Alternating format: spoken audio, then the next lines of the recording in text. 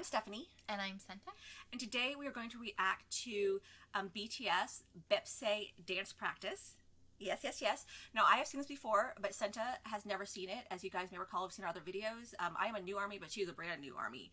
It's a lot she hasn't seen, but she has gone really into a bunch of their songs lately, including, a lot of their songs. But Baepsae is one that you like?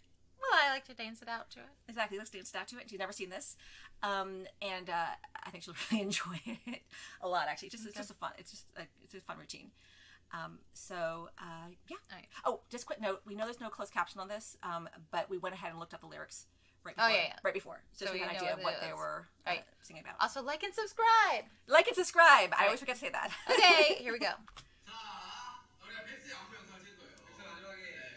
I like this shark that's thing. Yeah. The V square.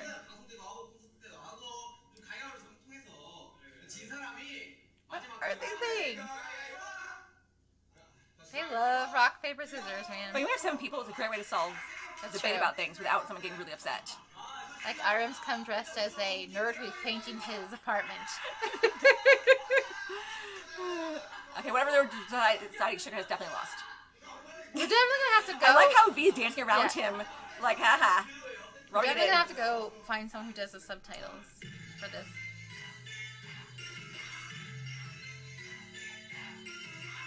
Just see Arim just tucking out his two little flappy ears. Like adding flavor.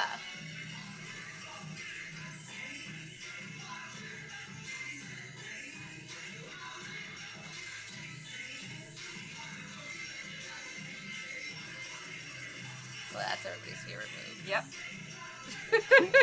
I love this move, though. I do that move myself because I've seen parts of it from the stage things. That's a lot of fun to do just in the kitchen while cooking. Oh, I love that. Yeah.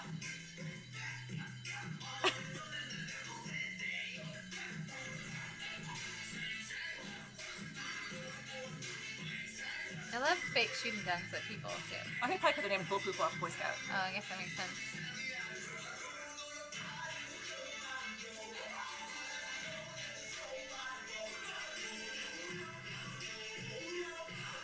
I love when people do that sort of, oh, I taught you a dance move, let's all do it. Yeah, everyone join in.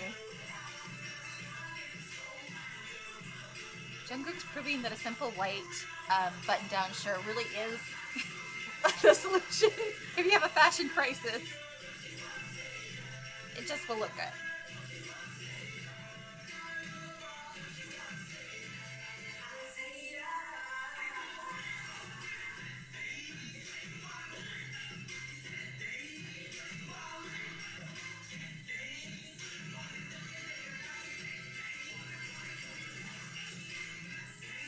Jacob was doing a lot of face there. Yeah.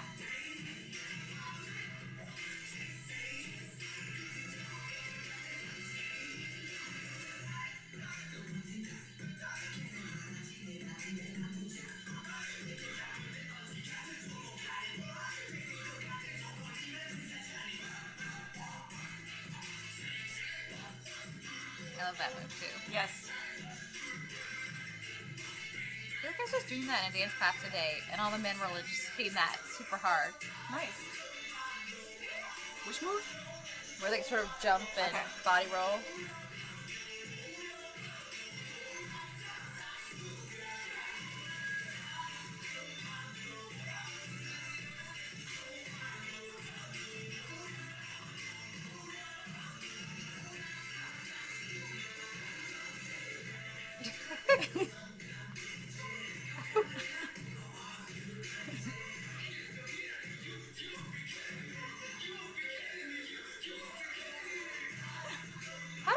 Sugar did that part. It was a pronunciation. This is so enjoyable to watch. Their facial expressions are so great.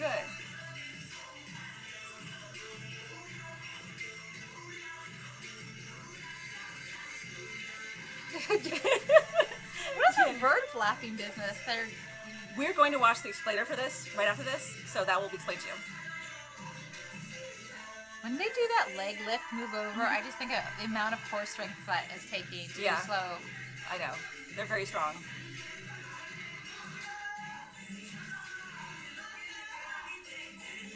Let me pull the sleeves up first. Yeah. To prepare for that. Ready? I'm guessing this is what he lost. He lost what? Remember when we played rock paper scissors? He lost. And that's what he has to do. Well, clearly he's the one doing it.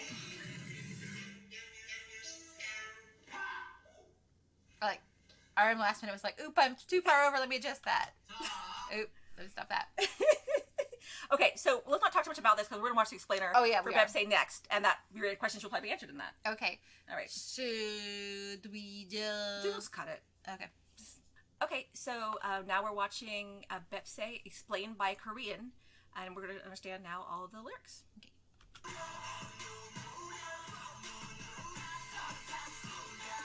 In light of BTS's new comeback, we are taking a look at their fiercest and most political song, Baepsae.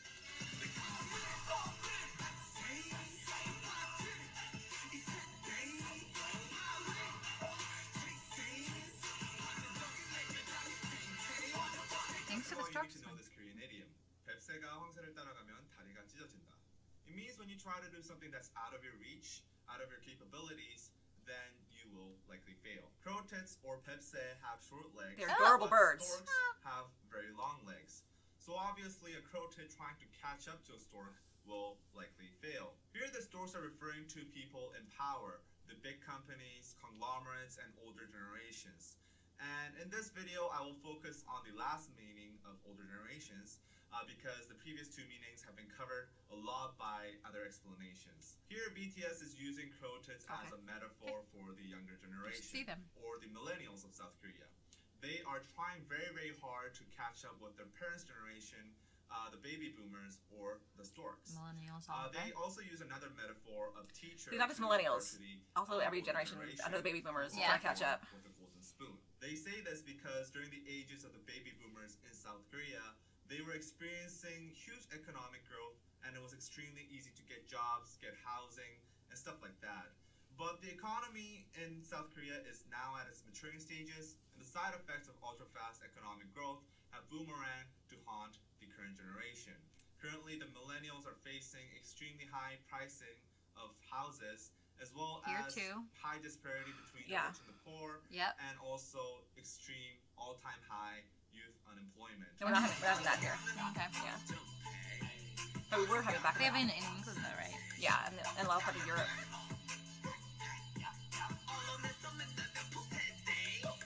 In this verse, BTS addresses the social injustices that millennials commonly face in Korean society. For example, passion pay. This is a very common practice in Korean society where companies basically pay young workers below minimum wage or nothing at all in return for like internships here. The company's logic is because they are offering a job and an experience that many young people have passion for, they are the ones that are actually doing the service for the young people. Enposede is another newly made word that is used to describe the millennials of this decade. They are a generation that have basically given up what many consider to be basic human rights and wants because of extremely high youth unemployment rates and also very low wages compared to living costs. We have many different variations of Enposede to describe the millennials of South Korea.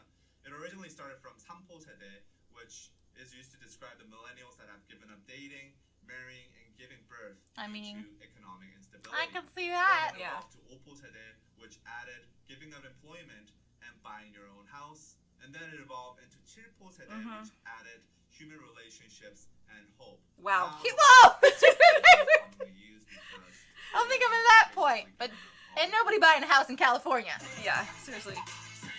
The problem is here is that they have employment here, but the rates for the wages have not kept people keep moving to other states and being like, I can buy a house here. We're like, but I want to live in California, but you can't buy a house here. Yeah. To change the system. The word 정상 in the last lines has a double meaning. First, it means normal, and second, it means top. So basically, not only is BTS talking about how this is not a normal situation, society is sick, but also they are saying we are not at the top yet and we have to push further.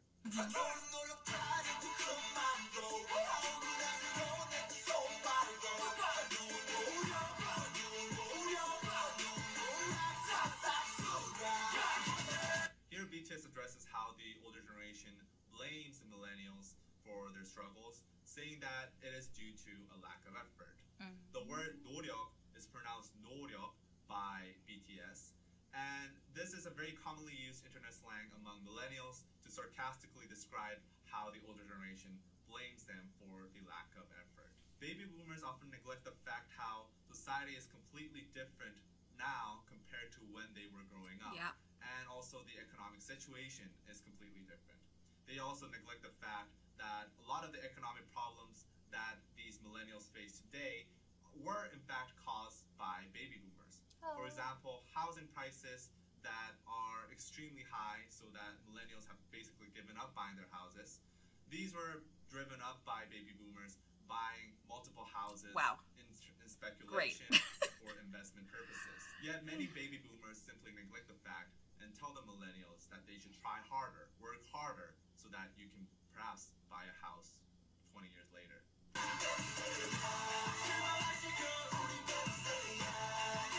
Okay. I'm now understanding why there's all this flapping. Yeah.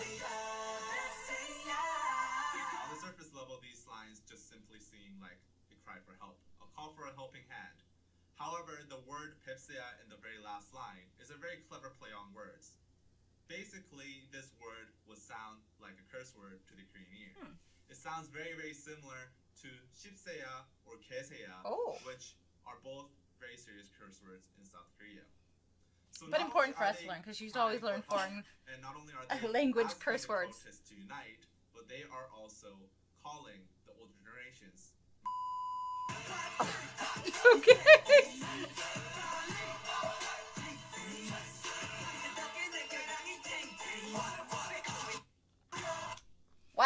Wow. And here's the thing, though. I will say, I think a lot of places in the world are experiencing something similar in slightly different variations than that. For example, as mentioned before, in the U.S., we don't have high youth unemployment now, but after the economic crash, we absolutely did. Yeah. People coming right out of college had real issues in the 2008 crash. But also, the problem that's going on in America for, 30 years now, since the 80s, I think, is that, or if not earlier, is that real wages have not kept up with the price of inflation. And so people are employed, but your job will not pay for your house, your job will not pay for your health insurance, your job will not pay for your kids to go to college. And a classic thing that I've heard, and you may have heard, I've heard older generations whine about how our generations and everyone around us complains about how much we have to pay for college, our student loans and stuff, and forgetting the fact that the cost of university in America, at least, this is a discussion we've had a lot. Exactly, has gotten so high that it has not kept pace with people's actual wages. So even middle class people cannot pay for their children often to attend university. Their children still need to take out loans. Well, the biggest issue though is that a lot of the baby boomer generation stuff, they'll be like, oh, I worked my way through school, or I came out of school and I paid off my loans or my debt or whatever they had to, but their debt was like $1,000 for the year, and you're like, versus $25,000 or $40,000 or $50,000. It's like, it's insane prices. It's like, okay, well, you could have a part-time job and pay off your school debt. You could come right out of school and pay the little last bit you had when it's $1,000. Right. But if it's $30,000, $40,000, so like, almost everybody I know has student loans. Yeah. The people that don't have it because either they got a full scholarship to a school, or because their grandparents or parents set them up with a fund and so they didn't have to pay. But like people whose parents didn't have some fund set up for them.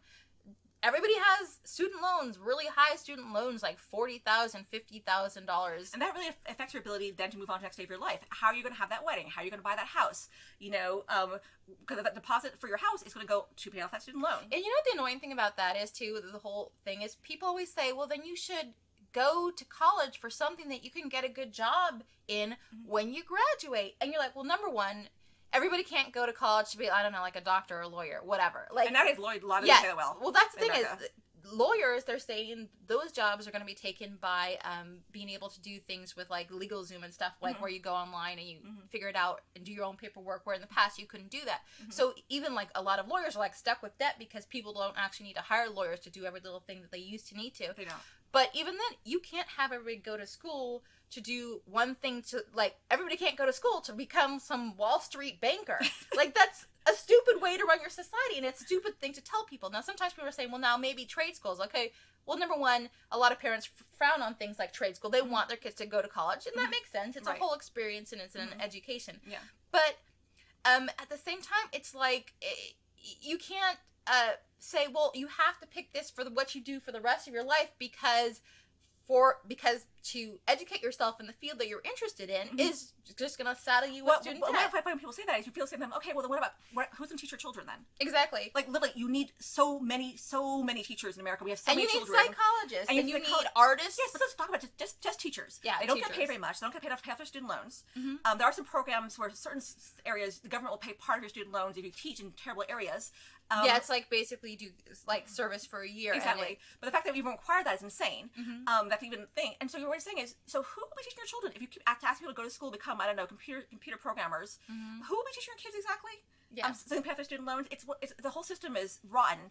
And I will say, I mean, the system's been rotten in different ways. I'm sure for a very long time, in different ways. But I would say in our time, I would say every generation below the baby boomer generation is sort of honestly, I mean, reaping what the baby boomer generation has sowed. I mean, they it's really messed up, and it's really messed up. And it's like too because like every time I see somebody who I know, usually, well, a lot of times it's like not the closest people I know that have bought a house or something. I'm like, what? Oh my god! Number one, you have to get married to buy a house. Maybe that's the way it's always been. I don't know.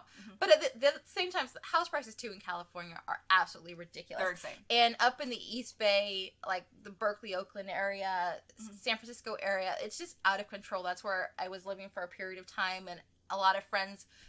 Like it was a lot of people just living like 6 people together in a house, 8 people, 10 people, like cooperatives where they were like going together on groceries. Everybody is riding bikes. Now, a lot of that's by choice, but people say, why am I buying a car just to spend all that money on a car? It's bad for the environment and things. It's just another like debt I have to pay each month. So like everybody's very impacted by they just don't have a lot, and so like there was just a lot of like potlucks for hanging out, which is a great thing to do, but it's like a lot of the stuff that we did for fun with like riding bikes, potlucks, keep your costs low. Yeah, it was very cheap cost because people were just like, we don't have extra. And too, a lot of my friends were into sort of more like social justice stuff where like it's nonprofit. You're not making a lot. You're absolutely not getting paid. But talking about that though, again, what about who's going to be running your nonprofits? And don't be like, oh, we don't need nonprofits. Yes, you do need nonprofits. Lots of like, nice things that make your cities and country better are because of nonprofits. And we haven't even gotten into the cost of healthcare. Oh my god! But excluding American issues for a minute, we spent some time in London in our life. We've had friends in London. We go there a lot. We probably grew up there, and London and Europe in different ways, depending on the country, are having issues with youth unemployment, and depending on where you are having big issues with house prices again. And then England is also starting having a rising issue with cost of university because they decided to charge for university. Yeah. Only place in Europe that does it. I don't honestly, I've had so many conversations with people in Europe where we talk about, oh, this is what my life's like, this is what my life's like, and when they say, oh, and then I did this or do that, and I'm like, oh, what, I have the student loan, and they're like, how much, like, and then they're like, oh, I didn't have to pay for any of that, oh, and I don't have to pay for healthcare, and I don't have to, so, and it's just, in that sense, Europe's way ahead of us. You feel like that you are starting from behind. We are starting from behind. And it sounds like that's the exact same thing that's going on in, I don't know if they have a student loan issue there. South Korea. Yeah. Do they have healthcare? I think they do. I think they have some. Yeah, they have some form of public health care and but I mean, if you can't get jobs, it don't matter. Oh, yeah, or if they're paying underneath like a minimum living wage. Well, I'm talking about the same issue in Europe because Europe you don't pay for university, most of Europe, excluding the UK, and you do have national health in pretty much every European country, but people still have a massive problem with unemployment. They cannot get their first leg on a real career ladder. Yeah. So they'll take stopgap jobs. They take freelance jobs, as they do here too. Which never give you any actual ability to move up, or they take, and it's an issue in America that people have been talking about for quite a long time, these stupid unpaid internships, which are essentially just jobs. And what it means is that only someone whose parents can support them can take the internship. I think because otherwise you literally cannot do it for people can't expect you to do like a year-long internship. But they do. Yeah, but I'm saying that's like at a certain point you need to be like, start as an intern, work up to, then we start paying you because you know the job. Or actually, there's no unpaid internships. Unpaid internships are actually a job, actually illegal. Well, a lot of people do them in college. No, there's actually a big move against that in the country. All right, some states are ruling that's actually plain up illegal. Okay. It's a thing that's happening because it's plain up illegal. They should all have a stipend. Well, yes. No, they should be able to pay minimum wage. Minimum wage is a rule. Stipend doesn't count because that's still a thing. Is that a job? You can't do a job for a stipend. some states, that's actually a thing That's states are why I ruling think on. people do them while they're in college, though. No, it's still a job. You're still time for a job. I mean, I guess it's true. Yeah, I certainly did internships. No, I did too. But what I'm saying though is that there's a rule, a thing coming up where they're saying that, and this is I won't go into it too much, but just saying that it's an internship, truly an internship where you do like classes and training, or is it essentially a job a person could have been hired for, you know, and you're a beginner in that job, but you're still just in a job. Okay, and that's the dividing line, and there's rules about that now in place in some states that didn't have before, et cetera, et cetera. But the problem is, either way, whether it's minimum wage or zero wage, you still need to have enough money to support yourself while you work it. Yeah. And if an expensive state, for example, minimum wage is not going to cut it. Okay, you're not going to be able to actually live on minimum wage in an expensive city like LA, for example, or New York, you know, or Chicago. And the job wouldn't usually pay you minimum wage. I mean, we know so many people in LA too that live in roommate situations Exactly. at all ages. Just Right. nobody can afford a house. If you want to buy a house, you have to move out very, very far. Very then far. you're paying a lot in gas and time. Yeah, and also a lot for your house. Your house And a isn't lot for cheap. a house. The house is still expensive. Yeah. But then the solution is sometimes people move to other states, but you're like, my family, my life, and sometimes you're like, the career I need is here, so you don't have that option. Yeah. And also, why should I have to move? And again, this comes back to issues related to, again, the older generation. The older generation should have been building housing, much more housing in California, starting 20 years ago. They didn't want to. There was a lot of not in my backyards, I don't want this and that, and so now the people who can't buy houses are not them. They bought their houses in the 60s and 70s and 80s. And they're like, I paid $25,000 for it. Like, some of the prices people tell you where they bought what today is primo real estate. I know. You're like, oh my God, this is now like worth $1 million. Okay, and so we'll talk for a bit, so I'll wrap it up now, but I just want to say, wrap it in conclusion for myself, this brings back again... Oh, wait, we didn't even talk about What? giving up on marriage and dating and children. Ooh, let's talk about that quickly before I wrap this up. Okay. Go ahead. Because we talk a lot about, like, can you afford to get married and have a kid and bring them up in a way that you would be happy with? Yeah. Could you provide them with the experiences? Could you provide them with whatever they need? Yeah. And it really is like a thought. You think, oh my God, like, can I do right by a child if I bring them into the world? And I'm seeing here that it's a thing in Korea. We've also seen articles and stuff about it being a thing in Japan. That people are just, I mean, what do you say about a world that becomes so hostile to people in the stage of life where people normally settle down and have a family, that all over the world in all different countries, people are like, you know what? No, it's okay. I'll stay single because at least I only have one mouth to feed. Exactly. And the funny thing is, the very people who've set up this situation, i.e. baby boomers, are the people who are now aging at such a rapid rate. They actually need more young people They do. to be working the economy, and you have to create a situation where young people are not creating other young people. You know, the birth rate's gone down in quite a few countries, including countries in Europe, including countries in Asia, because people are like, if they have kids alone, they'll have one or maybe two, and a lot of people won't have kids, so there's not enough kids to make up for the kids who aren't having to support the older generation. But that's just insane because it is like a basic thing for all animals that you do that. That you keep your generations going. Now the whole world has too many people on. There's too much population in general, but I mean, you're like, that's all another thing that tied into global warming. You're sort of like, how did we get to this point? I don't understand. Yeah, it's where we're delightful. now in. Why are we living in this period of time where you're like, the world's dying, and also, P.S. I don't know about having that. Don't keep the species going. It's just too hard. Yeah. How did we get here? I don't know. If we knew that, we know a lot of things. Yeah. Why weren't we born in the baby boomer generation? Oh, I don't know. Actually, that wouldn't have been Terrible. good for us. That wouldn't have been good for us as That's women terrible. or people of color. No. That would have been terrible. No, there's really no... We'll stick with this one. There's usually no better time to be if you're a woman of color than right now. Anyway. Maybe we'll just have kids, not have kids, deal with it now. It's still going to be better for us. Yeah, it is. It's always gonna be Ultimately, better for us. politically, and socially. Exactly. It's just good to remind yourself of that sometimes. It is. Yeah. Still really messed up. Really that all messed over the up. world, people are like, you know what? No to those kids because I can't Yeah. take the stress. Yes, but absolutely. So what I was saying before, we're trying to wrap it up, was just to say that this reconfirms to me another reason why I love BTS. Okay, because they'll have these songs about love, romance, love for your friends, love for some romantically, and other things, but also this political song that really talks about issues that aren't just faced Can I by just say Koreans, that but lots of other people. The choreography, sort of, I mean, not knowing what the song was like, I would not have guessed about this. I think I'm getting where they're getting that move from. Yeah, I get it. But still, I did not know. Now you know. All right. Now you know. That's why we watched an explainer. Okay. Okay. But and also, I mean, I just love the choreography. It's I great. just want to add that it's fantastic choreography. It's great and very manly. Yes. But yeah. That's what I was saying when they do this sort of thing, as in a dance class actually today, and there was sort of some similar moves like that, and even the teacher pointed out that the men were just like taking the opportunity to be like, yeah, I'm here. And then the girls were sort of putting their own spin on it, but the men were just like, yeah. There you go. So it was fun to see that here. Yeah, anyway, so I think that's it. Yes, so please comment or like or subscribe or all three or find us on Twitter, whatever you like. And I really enjoyed finding out more about what they're actually singing and rapping about.